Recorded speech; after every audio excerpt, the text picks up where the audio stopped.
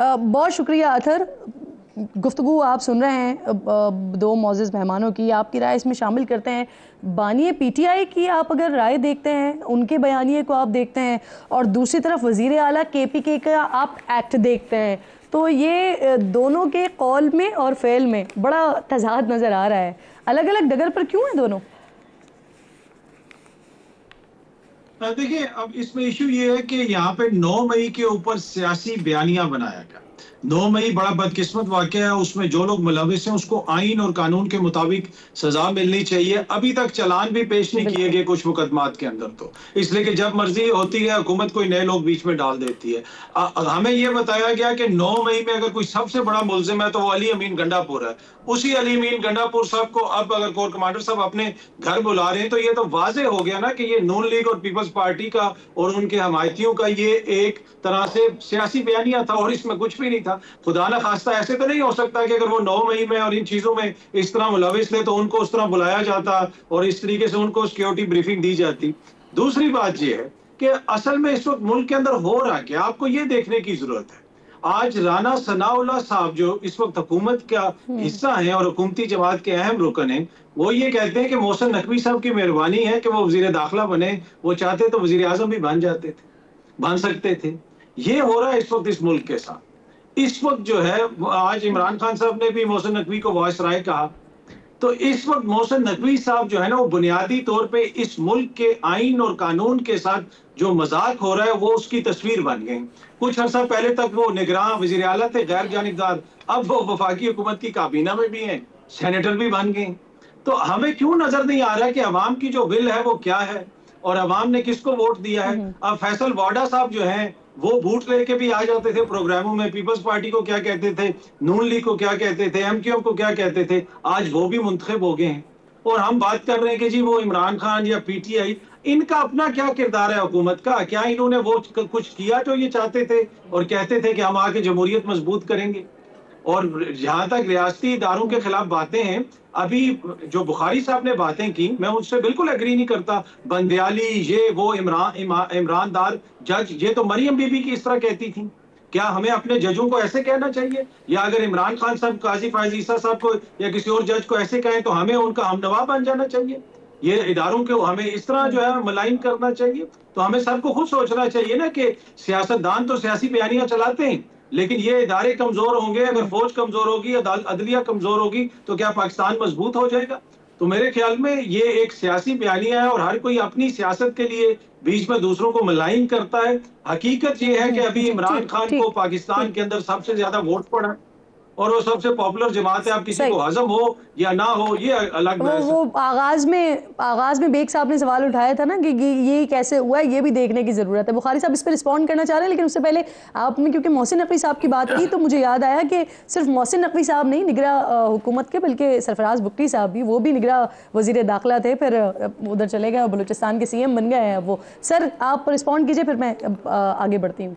बुखारी साहब जी, जो अतर काज़मी साहब ने फरमाया है कि हम मरियम नवाज़ की ज़बान बोल रहे हैं, ख़ुद अपनी ज़बान पे कभी गौर करने की कोशिश इन्होंने नहीं की। मैं इनकी याद दहानी, क्योंकि याददाश्त बहुत कमज़ोर हो जाती है ना, जब आप आंखें बंद करके किसी की तकलीद कर रहे होते हैं तो फिर आपका जहन मऊफ होता है, आपकी याददाश्त मुतासर होती है। सुप्रीम कोर्ट के अंदर बैठ के महात्मा खान साहब ने यह फरमाया था कि आपने देखा मुझे गिरफ्तार करके क्या किया मेरे टाइगर्स ने, अगर आप मुझे कल पकड़ेंगे तो इससे भी बदतर होगा, इनसे पूछिए ये कहा था या नहीं कहा था। अब कहते हैं हम जानते नहीं है कि कौन है 9 मई वाले। ये तो हमारा हाल है, ये तो हमारी जर्नलिज्म है सारी। दूसरी बात सुनिए, देखिए गुजारिश ये है कि हमें ना तो किसी का तराना गाने की ज़रूरत है, ना हम उस किस्म के पर्सनैलिटी कल्ट के शिकार हैं, ना अल्लाह ताला हमें करे। तो अपनी अपनी याददाश्त जो है अपने अपने पास संभाल के रखें, क्योंकि मैं इससे आगे जाना नहीं चाहता अभी, और ना मैं जाऊँगा। लेकिन छेड़खानी मत करें आप। ये आपने हमें जो तरफदार करार दे दिया, आप खुद क्या हैं?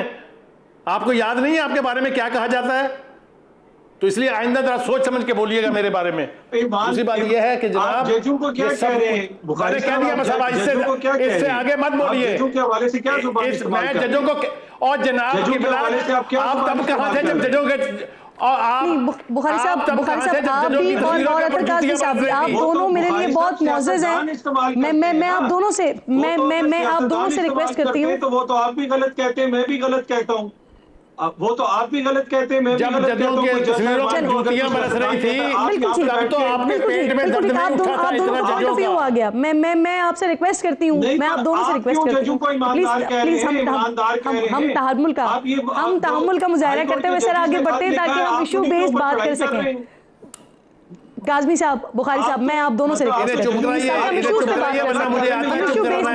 मैं आप दोनों से रिक्वेस्ट करती हूँ, मैं आप दोनों मेहमानों से खामोश रहे, बुखारी साहब आपसे भी मैं इल्तिजा करती हूँ, काज़मी साहब से भी इल्तिजा करती हूँ, आप दोनों मेरे लिए काबिल एहतराम हैं, आप दोनों से मैं रिक्वेस्ट करती हूँ प्लीज। बेग साहब जरा आगे बढ़ते हैं सर। तहरीक इंसाफ, ये नहीं हो सकता कि ये यहाँ पे बैठ के जजों को बुरा भला आप दोनों, ये सियासतदानों को जुबान तो हमें नहीं बोलनी चाहिए। आपने जूतियां बरसाई हुई है जजों के ऊपर, शर्म करे कोई। जूतियां बरसाई हुई हैं उनकी तस्वीरों पर। बुखारी साहब प्लीज, बुखारी साहब प्लीज, जूतियां बरसाई हुई हैं आपने जजों के ऊपर। बुखारी साहब उन्होंने नहीं बरसाई हुई, जिन्होंने बरसाई हुई आप उनको कहें। बुखारी साहब मैं आपसे भी रिक्वेस्ट करती हूँ, अतर काज़मी साहब आपसे भी रिक्वेस्ट करती हूँ, मैं आप दोनों से रिक्वेस्ट कर रही हूँ प्लीज़ हम आगे बढ़ते हैं थोड़ा सा। बेग साहब मैं आपकी तरफ आ रही थी सर। तहरीक इंसाफ के अपने मसाइल जो हैं वो मुसलसल हम देख रहे हैं, पार्टी के अंदर सर उठा रहे हैं। पहले सियासी और वकला दो अलग अलग ग्रुप्स ये हमारे सामने आ गए, फिर मुसलसल शेर अफजल मरवत साहब ये खुलकर पार्टी के अंदर से मुखालिफत की बात कर रहे थे। फिर गुज़िश्ता रोज़ शहरियार आफरीदी ये भी आए और उन्होंने पार्टी के अंदर मुनाफिक लोगों की बात कर दी है। ये सब कुछ पीटीआई के अंदर जो हो रहा है, ये वो एक टर्म यूज़ होती है ना, सोची समझी साजिश, ये उसके तहत हो रहा है या वाकई खान साहब की अदम मौजूदगी के बाइस हर कोई अपना अपना कंट्रोल हासिल करना चाह रहा है पार्टी के ऊपर और इस वजह से ये सब कुछ हो रहा है? फिर देखिए मैं बहुत बार कह चुका हूँ कि खान साहब ने तहरीक इंसाफ को एक पॉलिटिकल पार्टी बनने नहीं दिया। उसकी बहुत सारी वजूहत हैं और अभी जिन लोगों का आप जिक्र कर रहे हैं वो मौका परस्त थे, जो तहरीक इंसाफ के प्रॉपर वर्कर या लोग थे या अहदेदार थे, वो सब ने प्रेस कॉन्फ्रेंसेस की और वो आराम से पीछे वाली गली से चले गए। तो ये जो मौका परस्त हैं, इनको मौका मिल गया आने का, इनका तहरीक इंसाफ से कोई तल्लुक़ नहीं है। इवन जो ये गौहर है या जिनका आपने और नाम लिया मरवत साहब, इनका तहरीक इंसाफ से क्या तल्लुक़ है? अच्छा, जो लोग जेल में हैं बेचारे, जिनका अभी तक कुछ नहीं बन सका, मैं तकरीबन सबको जानता हूँ तहरीक इंसाफ में। मेरी राय ये थी कि आप उनका ट्रायल मुकम्मल कीजिए, उनको जो भी सज़ा बनती है वो दे देनी चाहिए। इतना अरसा जेल में, तो खान साहब ने उनके ऊपर भी, और ये जो मौका परस्त आके बैठे हैं, और मैं आपको गारंटी करता हूँ जितने लोग इलेक्ट हुए हैं इस वक्त, इनमें मेरे ख्याल में 10 या 15% लोग हैं जिनका प्रॉपरली पुराना तहरीक इंसाफ से तल्लुक़ था। बाकी तो सब ने, कोई टिकट नहीं ले रहा था, उन्होंने टिकट दाखिल करा दिए, वो आ गए, अपनी हैसियत में नहीं आ सकते थे पार्लियामान के अंदर या अपना वोट लेके। तो ये जो कुछ हो रहा है ये नेचुरल है, क्योंकि नए लोग आए हैं तो वो ये समझते हैं कि हम पुरानों को पीछे करें और ज़्यादा से ज़्यादा पावर गेन करें। और ये लड़ाई मेरे ख्याल में आगे जाएगी, ये रस्साकशी होगी कि किसके पास कितनी पावर है। ये ऐसा नहीं है कि तहरीक इंसाफ में हो रहा है, बाकी पॉलिटिकल पार्टीज़ में भी हाल यही है जी। क्योंकि वो मंजर पे नहीं आता, लीडरशिप मौजूद होती है और वो कंट्रोल करती है, और फिर अगर आप पावर में हो तो नेचुरली आपका कंट्रोल ज़्यादा बढ़ जाता है। तो मेरा ख्याल है नेचुरल है, तरीके से में कोई अनहोनी बात नहीं है जो कुछ हो रहा है। सही आप कह रहे हैं, अनहोनी बात नहीं है। इलेक्शंस हो गए, इलेक्शन के बाद अब 21 नशिस्तों पर ज़िमनी इंतखाबात भी होने जा रहे हैं, उसका रिजल्ट भी क्या वैसे ही होगा जो हमने 8 और 9 को देखा, या फिर कुछ मुख्तलिफ होने जा रहा है? इस पर बात करते हैं, एक छोटा सा ब्रेक लीजिए। मेरे तीनों मेहमान मेरे साथ ही मौजूद हैं।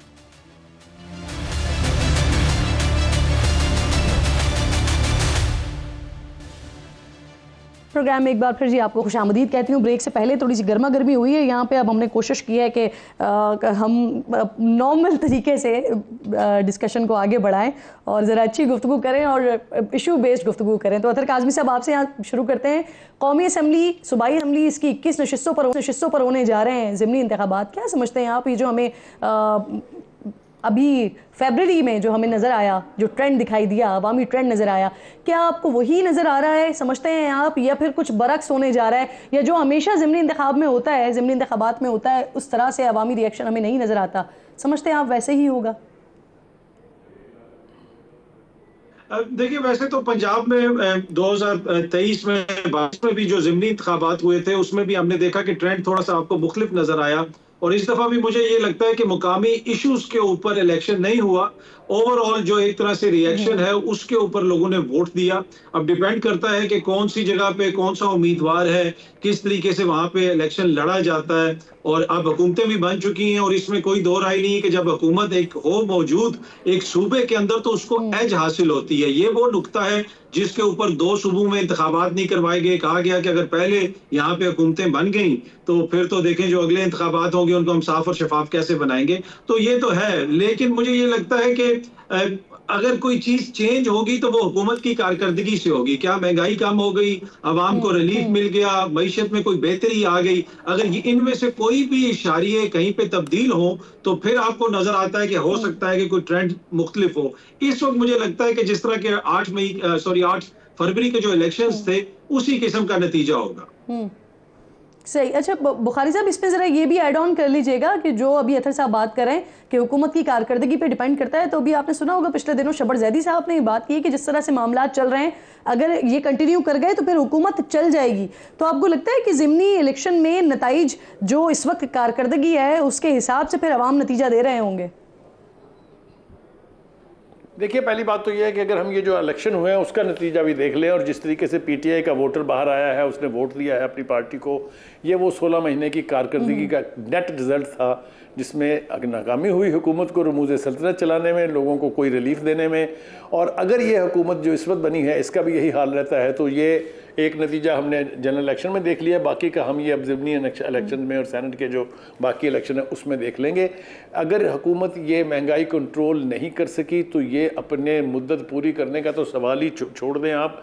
मैं तो समझता हूँ आधी मुद्दत भी पूरी कर ले तो ये मुझसे से कम नहीं होगा, एक बात।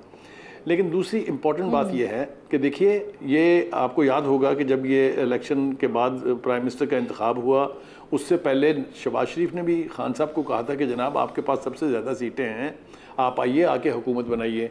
उसके बाद पीपल्स पार्टी की लीडरशिप ने at the highest level starting with Bilawal Bhutto to Zardari and all others, उन्होंने भी कहा कि जनाब आइए हमसे बात कीजिए। खुर्शीद शाह का स्टेटमेंट आपको याद होगा क्यों। लेकिन असल में मकसद हुकूमत किसी के साथ मिलकर बनाने का है ही नहीं। आप ये देखिए ना, ये 2 ऑफर्स कोई हवा में तो मैं बात नहीं कर रहा ना, ये रियलिटीज़ है ना कि सब दोनों बड़ी पार्टियों ने कहा था कि जी आपका हक है, आप हुकूमत बनाइए क्योंकि सबसे ज़्यादा नंबर ऑफ वोट्स सीट्स आपके पास हैं। लेकिन अगर तो इस वक्त आप ये कहें कि कोई भी शख्स आके खान साहब आ जाए, खान साहब की पार्टी आ जाए, वो इस मुल्क को ट्रांसफॉर्म करके यहाँ सडनली दूध की नहरें बहनी शुरू हो जाएंगी, तो हमारे पास सर्व करने के लिए मॉडल्स मौजूद हैं। आप देखिए केपीके में तो ये पिछले 9-10 साल से बैठे हुए हैं ना जी, 2 टर्म्स तो पूरी हो चुकी, तीसरी टर्म शुरू है। आप मुझे बताइए वहाँ बह रही हैं दूध की नहरें? आप मुझे जो हाल परफॉर्मेंस वाइज केपीके का है वो किसी दूसरे सूबे का उतना बदतर हाल नहीं है।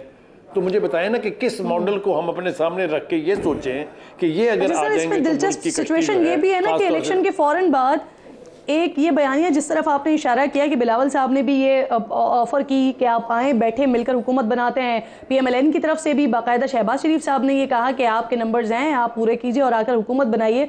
तो एक ये बयानिया ने भी जोर पकड़ा कि कोई भी जमात हुकूमत लेना नहीं चाह रही थी और पीएमएलएन के जो अपने लोग हैं जो हार गए हैं वो तो अब कह रहे हैं कि हमने हुकूमत लेनी नहीं थी, हमें तो बाकायदा हुकूमत दी गई है। और पाकिस्तान तहरीक इंसाफ इनको तो सूट ही ऑपोजिशन करती